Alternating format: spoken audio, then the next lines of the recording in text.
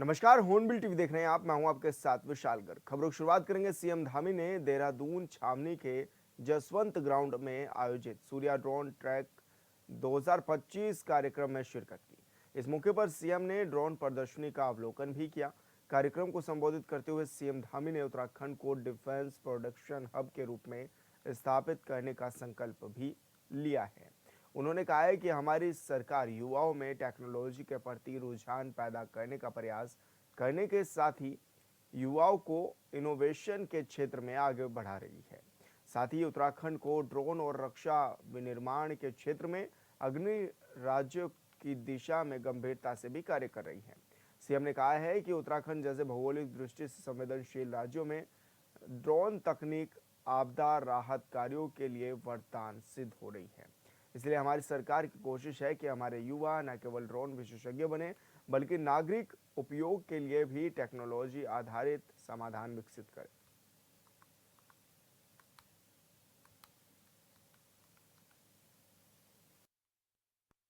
नवाचार और साइंस और टेक्नोलॉजी जो है हमारी प्राथमिकता में है। हम आदरणीय प्रधानमंत्री जी से प्रेरणा लेकर उस दिशा में काम कर रहे हैं और उसमें हमको सफलता भी मिल रही है। आज बहुत सारे ऐसे क्षेत्र हैं जिसमें देश के प्रमुख राज्यों में हमारी गिनती हो रही है। चाहे वो आज सस्टेनेबल डेवलपमेंट गोल्स की बात अगर मैं करूं तो उसमें उत्तराखंड पूरे देश में पहले पायदान पर है। इसी प्रकार से स्टार्टअप्स के क्षेत्र में हम जहां अचीवर्स की श्रेणी में होते थे, आज हम लीडर्स की श्रेणी में हैं। तो ड्रोन के क्षेत्र में हो या लोगों को घर बैठे ही सर्विस देनी हो, 1905 जैसे जो हमारे एप्लीकेशंस आज काम कर रहे हैं वो लोगों के लिए निश्चित रूप से बहुत सुविधाजनक हो रहे हैं। हम इसको और आगे बढ़ाएंगे और जिन क्षेत्रों में हमारी अच्छी प्रगति हो रही है उन क्षेत्रों में हम कोशिश करेंगे कि हम वहाँ पर अपने को सस्टेन करें, और जिन क्षेत्रों में जहाँ भी अभी हमें और काम करने की आवश्यकता है हम और काम करें। राजभवन में सड़क सुरक्षा गोष्ठी का आयोजन किया गया, जिसमें राज्यपाल लेफ्टिनेंट जनरल गुरमीत सिंह ने संबोधित भी किया। इस दौरान उन्होंने कहा है कि सड़क सुरक्षा का दायरा सिर्फ यातायात नियमों तक सीमित नहीं है, बल्कि ये जन जागरूकता, सामूहिक जिम्मेदारी और नागरिकों के जिम्मेदारी व्यवहार से गहराई से जुड़ा हुआ है।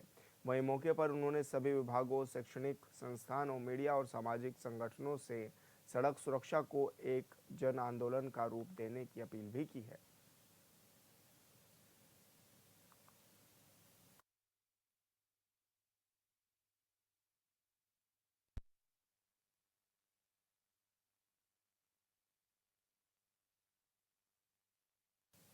केदारनाथ धाम के कपाट खुलने की घड़ी अब नजदीक आ गई है। 2 मई को सुबह 7 बजे विधि विधान के साथ श्रद्धालुओं के दर्शनों के लिए बाबा केदार के कपाट खोल दिए जाएंगे। वहीं बीकेटीसी और जिला प्रशासन ने केदारपुरी को फूलों से सजा दिया है। बता दें कि आज बाबा केदारनाथ की चल विग्रह उत्सव डोली गौरीकुंड से केदारनाथ धाम के लिए रवाना हो जाएगी, जो दोपहर बाद केदारनाथ धाम पहुंचेगी।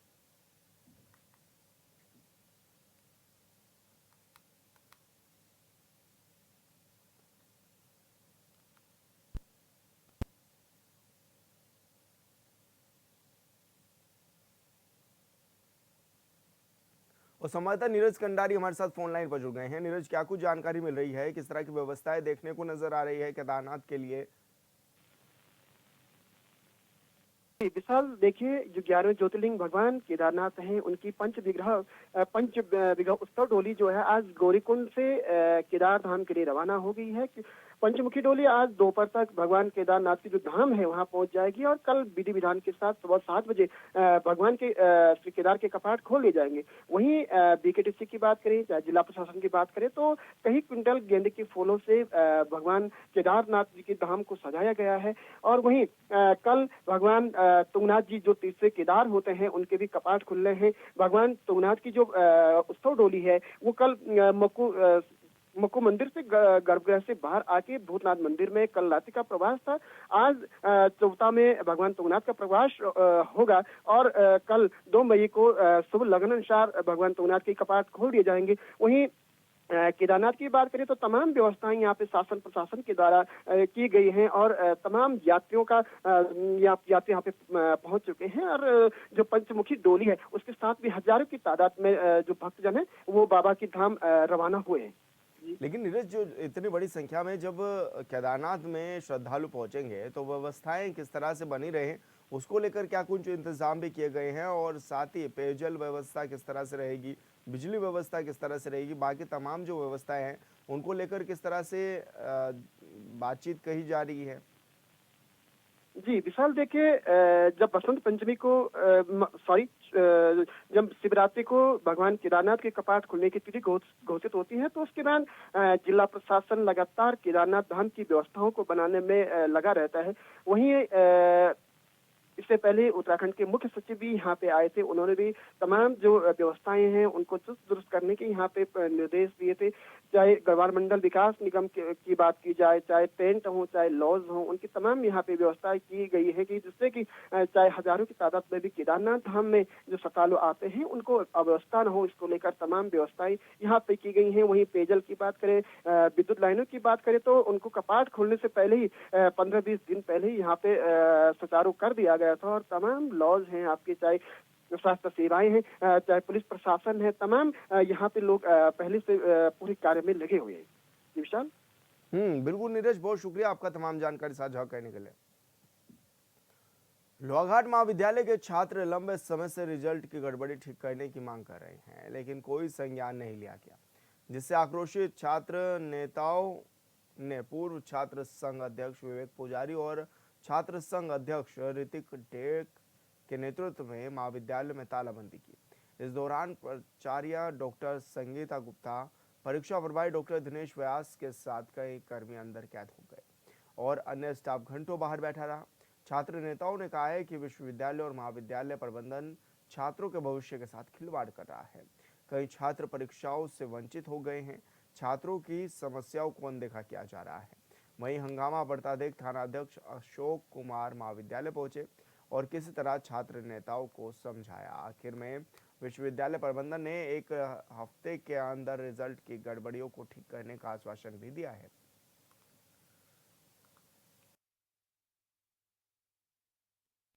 सर, हमने इसे लॉक करने को नहीं कहा था, इनको ऐसे ही अच्छा लगा तो उन्होंने लॉक किया। इनके रिजल्ट्स अभी तक सही होके नहीं आए हैं। बहुत बच्चों के बार बार भेजे गए हैं कॉलेज से, मेल से द्वारा उनके करेक्शन सर्टिफिकेट यूनिवर्सिटी मांगे थे, वो सब दे दिए। बहुत बच्चों के तो 4-4, 5-5 बार भेज दिए। नॉन एनईपी जो कि 19 से 20, 20, 21, 21, 22 वाले जो हैं वो नहीं आ पाए। बहुत बच्चों के, बहुतों के आ भी गए। कितने फॉर्म थे मैम? उसमें से अब कितने बचे? 150 तक हुए हैं, 150-200 तक हुए हैं। 200 तक होगा, मतलब नहीं हो पाए हैं। बाकी के लिए हमने अभी भी भेजा था और लेटर हम बराबर भेजते रहते हैं। कई बार हमने स्टूडेंट्स को भी भेजा, कई बार हमने टीचर्स को भी भेजा, कॉलेज के और अन्य कर्मचारियों को भी भेजा। तो संभावना के लिए लेटर आ रहा है यूनिवर्सिटी से अभी। आश्वासन सर यूनिवर्सिटी देगी हमें। सर मैं आश्वासन नहीं दे सकती, अब तो यूनिवर्सिटी दे रही है, अब तो यूनिवर्सिटी दे रही है। दूसरी बात, हमारे एंड में सर एग्ज़ाम कराना हमारी ड्यूटी है और एग्ज़ाम का रिज़ल्ट भेजना किसका है काम? वो यूनिवर्सिटी का होता है, आप भी जानते हैं सर। तो हम उसको अपने हाथ से कैसे ठीक करें? इसमें जो हमारा आज हमने ये तालाबंदी करी, इससे हमें एक चीज़ हमें ये पता चली कि यूनिवर्सिटी हमारे किसी भी चीज़ को संज्ञान नहीं ले रही थी। आज यूनिवर्सिटी ने जब इतना बड़ा हमने तालाबंदी करी, तब जाके यूनिवर्सिटी को हमारे कॉलेज के बारे में पता चला कि हमारे कॉलेज के अंदर इतनी सारी समस्या। यूनिवर्सिटी तो किसी चीज़ को ऐसे लेती है, बच्चों के भविष्य के साथ ऐसे खेल रही थी आज तक कि यूनिवर्सिटी को कोई चिंता ही नहीं थी।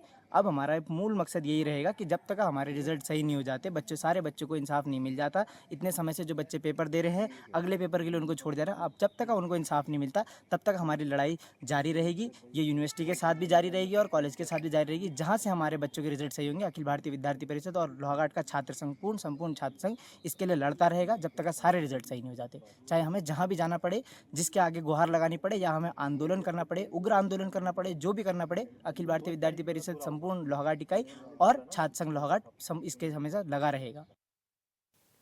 रुड़की कोतवाली क्षेत्र में चंद्रशेखर चौक पर हिंदू जागरण मंच के लोगों ने पाकिस्तान मुर्दाबाद लिखकर पाकिस्तान के झंडे लगाए। जिन पर आते जाते राहगीरों ने भी जूते चप्पल बरसाए।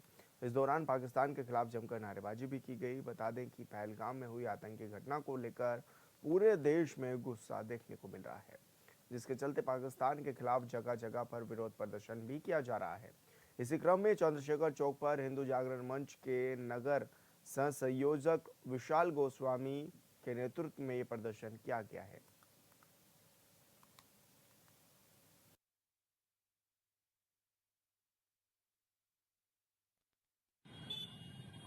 मैं हिंदू जागरण मंच से हूँ। आज हमने सड़क पर पाकिस्तानी झंडे लगाकर उसका पूरा विरोध किया है और हम आगे भी करते रहेंगे। जो हमारे बेकसूर लोगों को मारा है पाकिस्तान ने, एक कायराना हरकत की है, हम उसके खिलाफ आज सड़कों पर है। हमने थूका भी है, चप्पल जूते भी बजा रहे हैं। बिल्कुल लोगों में पूरा आक्रोश है। सरकार से लोग गुजारिश यही है कि जल्दी पाकिस्तान का इलाज करे, जल्दी अपनी सेना भेजे और पाकिस्तान। प्रदेश में बढ़ती गर्मी से लोगों को जल्द ही राहत मिलने की संभावना जताई जा रही है।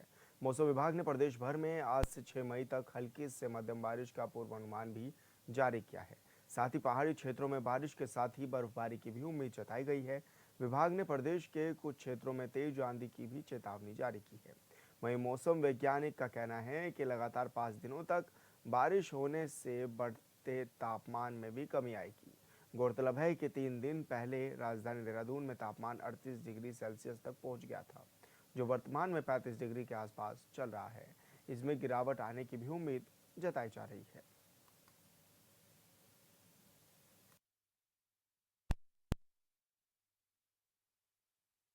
एक्टिविटी बढ़ेगी तो 1 और 2 तारीख को उत्तराखंड में जो कुछ स्थानों पर हल्की से मध्यम वर्षा मिलने की संभावना है, जबकि कुछ जनपद हैं जैसे देहरादून, पौड़ी, नैनीताल, चंपावत, यहाँ पे अनेक स्थानों तक में भी हल्की से मध्यम वर्षा मिल सकती है 1 और 2 तारीख को। इसी तरह से 3, 4, 5 तारीख में भी उत्तराखंड में जो है अनेक स्थानों तक में हल्की से मध्यम वर्षा, गरज चमक के साथ वर्षा मिलने की संभावनाएं हैं। इसमें जो चेतावनी की बात करें तो आज जो है उत्तराखंड के जो मैंने जनपद बताए पर्वतीय क्षेत्र हैं, वहाँ पर कहीं कहीं जो है थंडरस्टॉर्म, लाइटनिंग एक्टिविटी और जो है तेज़ झोंकेदार हवाएं चल सकती हैं, जिनकी गति 40 से 50 किलोमीटर प्रति घंटा तक हो सकती है। उसके बाद कल जो है एक्टिविटी बढ़ेगी, तो कल जो उत्तराखंड के पर्वतीय क्षेत्र हैं वहाँ पर कहीं कहीं ओलावृष्टि मिलने और साथ ही जो प्लेन्स हैं उत्तराखंड के और उनसे लगे डिस्ट्रिक्ट्स हैं, विशेषकर जैसे देहरादून, हरिद्वार, पौड़ी, नैनीताल, चंपावत, उधम सिंह नगर, यहाँ पर जो है झक्कड़ चल सकता है, जिसकी गति जो है 50 से 60 किलोमीटर प्रति घंटा तक हो सकती है। उसके बाद जो है 2 तारीख को भी उत्तराखंड के जो पर्वतीय क्षेत्र हैं वहाँ पर कहीं कहीं ओलावृष्टि मिलने की संभावना है। तो देखेंगे इस दौरान जो अगले 5-6 दिन जो है रेन थंडरस्टॉर्म एक्टिविटी रहेगी और तेज़ हवाएं चलेंगी, जबकि कहीं कहीं जैसे 1 और 2 तारीख को ओलावृष्टि भी मिल सकती है। और संवाददाता योगेश आर्य हमारे साथ फोन लाइन पर जुड़ गए हैं। योगेश, क्या कुछ जानकारी मिल रही है, किस तरह का अनुमान मौसम विभाग ने जताया अभी? देखिए विशाल, बिल्कुल जिस तरह से देखा जाए कि काफी दिनों से धीरे धीरे तापमान में वृद्धि हो रही थी, गर्मी जो है पसीने छुड़ा रही थी, तो ऐसे में जो है अब एक बार फिर मौसम विभाग ने पूर्वानुमान जताया है कि आने वाला जो 1 सप्ताह है 1 तारीख से लेकर के ये जो है अच्छा रहने वाला है। इसमें मौसम जो है वो बदलेगा और साथ ही साथ जो है गर्मी से राहत मिलती हुई जो है नजर आएगी। इसके साथ उन्होंने कहा कि करीब जो है प्रदेश भर में 1 से 6 मई तक हल्की मध्यम बारिश जो है वो देखी जाएगी। इसके साथ पहाड़ी क्षेत्रों में बारिश के साथ साथ कहीं कहीं बर्फबारी की भी उम्मीद हो सकती है कि वहां पर बर्फबारी भी देखने को मिले। अब देखिए उसमें अगर देखा जाए तो एक सबसे बड़ी चेतावनी जो जारी की गई है वो ये चेतावनी जारी की गई है कि जिस तरह से मौसम बदलेगा तो कहीं ना कहीं मैदानी इलाकों में, पहाड़ी इलाकों में तेज हवाएं चलने सकती हैं, गर्जन के साथ बारिश हो सकती है, बिजली चमक सकती है।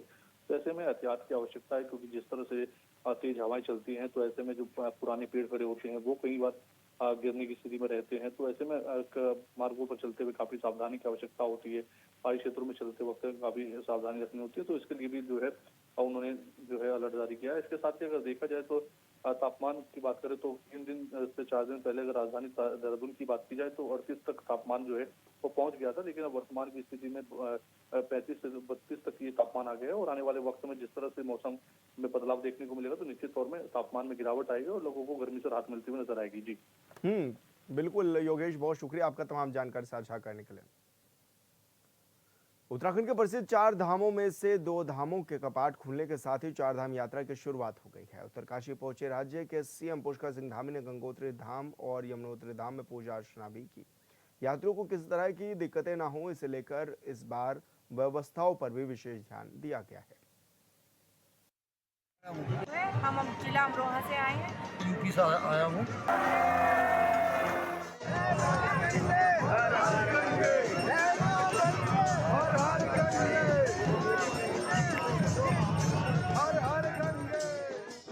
अक्षय तृतीया के दिन गंगोत्री और यमुनोत्री धाम के कपाट खुलने के साथ ही विश्व प्रसिद्ध चार धाम यात्रा शुरू हो गई है। 6 महीने तक चलने वाली चार धाम यात्रा की विधिवत शुरुआत हुई है। सबसे पहले मां गंगा की डोली मुखबा से गंगोत्री धाम पहुंची। राजपुताना राइफल्स के बैंड की धुनों के बीच गंगा की पूजा अर्चना की गई, जिसके बाद कपाट खोले गए। गंगोत्री के बाद यमुनोत्री धाम के कपाट 11:55 पर खोले गए हैं। इससे पहले यमुना की उत्सव डोली यमुनोत्री धाम पहुंची। पूजा अर्चना के बाद यमुनोत्री के कपाट खोले गए। मैं डिस्ट्रिक्ट अमरोहा यूपी से आया हूँ और यहाँ गंगे मैया के चरणों में आकर मुझे बहुत अच्छा लगा और यहाँ पर देखकर ऐसा लगा कि भगवान यहाँ पर साक्षात है, देवी माता, और मैं हर साल यहाँ कोशिश करूँगा कि आता रहूँगा। हम जिला अमरोहा से आए हैं। यहाँ आकर बहुत अच्छा लग रहा है। मैं तो फर्स्ट टाइम ही आई हूँ। भाई मेरा बहुत सालों से आता है, हम दोनों पहली बार ही आए हैं। बहुत अच्छा, अलग ही आध्यात्मिक महत्व लग रहा है यहाँ पे आकर। क्या मैसेज देना चाहेंगे आप और यात्रियों को? जरूर आना चाहिए। गंगा मैया को तो हम बहुत मानते हैं, बहुत गंगा मैया की कृपा से ही सब काम होते हैं। बहुत अच्छा लग रहा है, बहुत ज़्यादा।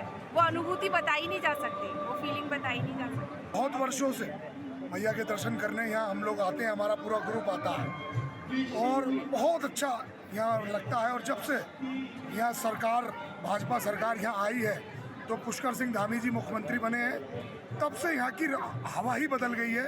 इतना सुंदर वातावरण, इतनी सुंदर साफ सफाई, मंदिर की सज्जा और बहुत सुंदर वातावरण है। हरीश सेमवाल जी यहाँ अध्यक्ष हैं, उनकी अध्यक्षता में बहुत सुंदर कार्यक्रम यहाँ हर वर्ष चलता है और बहुत सुंदर वातावरण है। माँ गंगा के जयकारे चारों तरफ गूंजते हैं और मैं तो हर जो भी सनातन धर्मी हैं, मैं सभी से निवेदन करूंगा कि अपने जीवन में एक बार गंगोत्री जरूर आए। यहाँ आकर ऐसा लगता है कि स्वर्ग की साक्षात अनुभूति होती है कि मैया यहाँ साक्षात विराजमान है। उत्तराखंड के सीएम पुष्कर सिंह धामी ने भी गंगोत्री यमुनोत्री धाम पहुंचकर पूजा अर्चना की। गंगोत्री यमुनोत्री के बाद अब 2 मई को केदारनाथ और 4 मई को बद्रीनाथ धाम के कपाट खुलेंगे। पूजा अर्चना के बाद मीडिया के सवालों पर सीएम धामी ने कहा, मैं चार धाम यात्रा पर आने वाले सभी तीर्थयात्रियों का स्वागत करता हूं। हमारा प्रयास है कि तीर्थयात्रियों को कोई परेशानी न हो, उनकी यात्रा सुगम और सुरक्षित हो। लगातार निगरानी की जा रही है।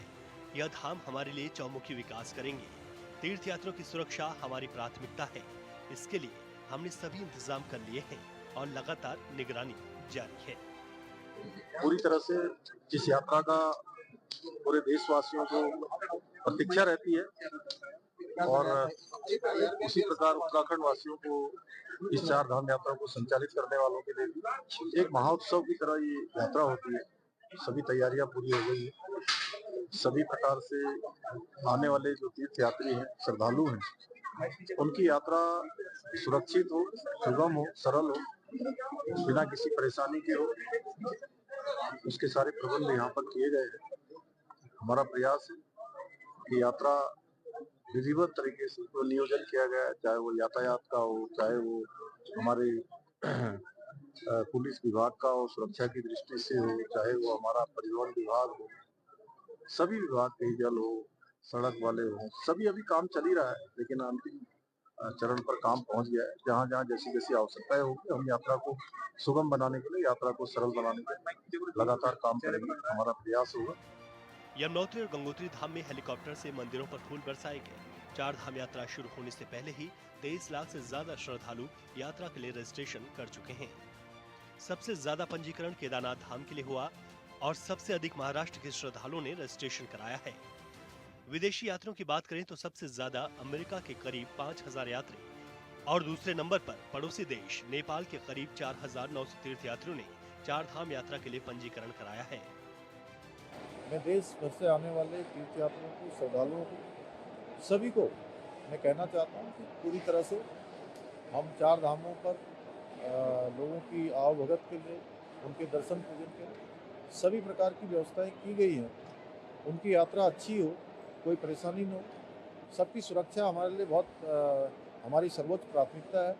इसके साथ साथ यात्रा में कोई व्यवधान ना आए और बिना विघ्न बाधा के जो तीर्थयात्री हैं, श्रद्धालु हैं, उनकी यात्रा संपन्न हो, उसके निमित्त मैं स्वयं लगातार मॉनिटरिंग कर रहा हूँ। हमारे सभी विभाग उस पर काम कर रहे हैं। चार धाम आने वाले यात्रियों के लिए सरकार की तरफ से यात्रा मार्गों पर रहने, खाने, पीने के साथ ही मेडिकल सुविधाओं पर विशेष ध्यान दिया गया है। डेंजर जोन में विशेष नजर रखी जा रही है। पहलगाम आतंकी हमले के मद्देनजर भारी संख्या में सुरक्षा बलों की तैनाती की गई है और जरूरत पड़ने से केंद्र से अर्धसैनिक की मांग भी की गई है, ताकि इस बार की यात्रा में किसी को किसी तरह की परेशानी न हो। चार धाम यात्रा को लेकर श्रद्धालुओं में भारी उत्साह है। उम्मीद है कि इस बार ज्यादा तीर्थयात्री आएंगे। श्रद्धालु जो है गंगोत्री यमुनोत्री के दर्शन कर सकेंगे और इसके बाद जो है बद्रीनाथ और केदारनाथ धाम के कपाट भी तत्काल खुल रहे हैं। ये यात्रा निर्विघ्न रूप से संपन्न हो, यात्रा में श्रद्धालुओं को कोई दिक्कत ना हो और पिछले वर्षों में चार धाम यात्रा में जो अव्यवस्थाएं देखने में मिली थी, इस बार वो अव्यवस्थाएं ना देखने में सामने आए और विधिवत रूप से चार धाम यात्रा संपन्न होगी तो निश्चित तौर पर ये प्रदेश के लिए भी हितकर है, श्रद्धालुओं के लिए भी जो है अच्छी बात है। अब देखते हैं, चार धाम यात्रा की शुरुआत हुई है, इसके बाद चार धाम यात्रा कैसे आगे बढ़ती है ये देखने वाली बात होगी। भीड़ को देखते हुए जो भी व्यवस्थाएं की जा सकती थी सरकार के मुताबिक वो की गई हैं। धामों में रील्स बनाने पर कार्रवाई की बात कही गई है। वीआईपी दर्शन पर रोक है। राज्य के मुखिया पुष्कर सिंह धामी, मुख्य सचिव समेत विभागों के सचिव खुद ही नजर बनाए हुए हैं। हरिद्वार और ऋषिकेश में चप्पे चप्पे पर सुरक्षा कर्मियों की तैनाती है। कुल मिलाकर यह है कि यात्रा की शुरुआत बेहतर हुई है। Bureau report, hornbill TV.